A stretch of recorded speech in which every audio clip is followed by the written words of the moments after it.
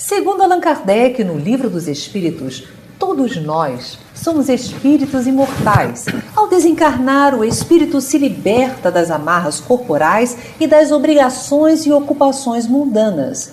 Mas a vida dos espíritos desencarnados ainda envolve muitos mistérios.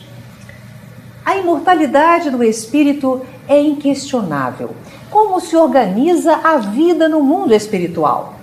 Para desvendar estas e outras questões, estamos hoje com Gerson Monteiro. Gerson, bem-vindo ao nosso programa. Perfeitamente, muito obrigado pela participação.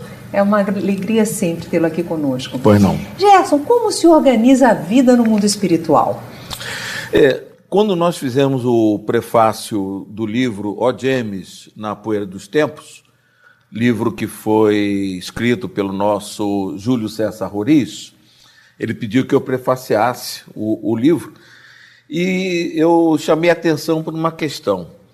Desencarnam, nesse momento, por exemplo, no mundo todo, pessoas que vivem em Wall Street, o banqueiro lá na Suíça, o caboclo aqui no Brasil, etc. Então você observa que quando vai para o mundo espiritual, esses espíritos, cada um leva a sua cultura, a sua religião, a sua maneira de ser, o seu progresso moral conquistado, intelectual, etc. Então é uma amálgama, né, de cultura, de religiões.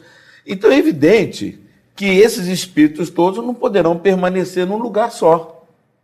Então há diversas repartições ou colônias ou cidades no mundo espiritual e que, naturalmente, cada um será atraído de acordo com a sua maneira de proceder. Por exemplo, há colônias de espíritos religiosos, né, católicos.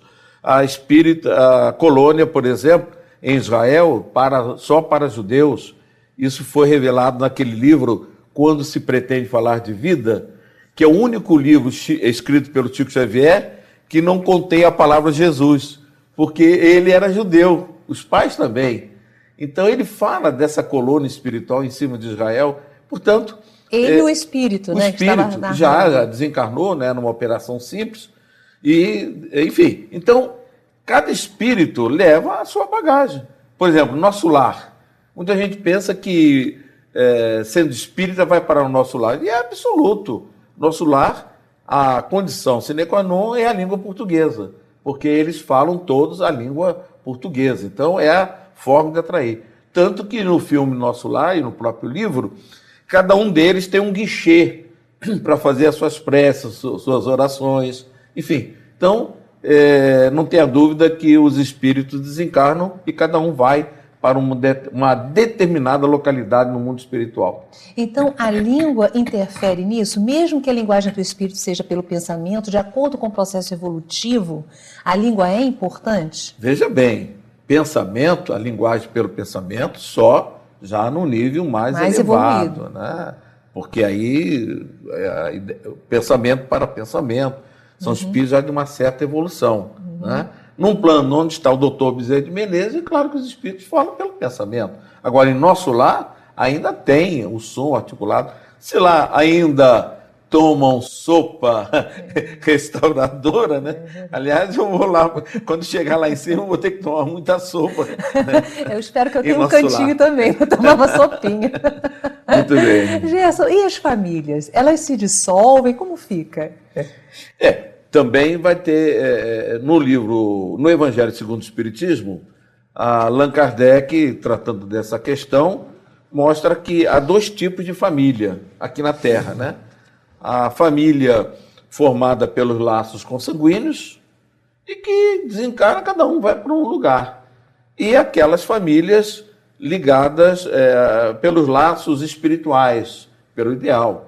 Então, esses espíritos que na Terra cultuaram a amizade, o amor, o idealismo, etc., é evidente que eles continuam no mundo espiritual, de acordo com a faixa espiritual, eles continuam juntos. A família continua, né? Agora, nem sempre isso é possível, devido os laços apenas consanguíneos. Então, se formar uma família, desencarnou, cada um vai para o seu lugar. Não tem essa formação de uma família. O que vale são os laços de afeto, os laços de amor, né? Exato. Agora, como é que os espíritos se instruem?